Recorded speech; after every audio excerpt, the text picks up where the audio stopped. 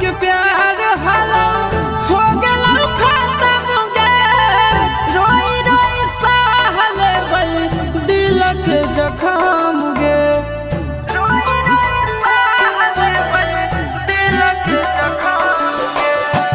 बचपन के प्यार हालो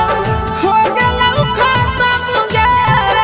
रोई रोई सहले बई दिल के जखम गे बन जाई दूसरा के दुल्हन पहले हालो न पाता इतने दिन के साथ लिखल हालो विधाता लिखल हालो विधाता इतने दिन के साथ लिखल हालो विधाता लिखल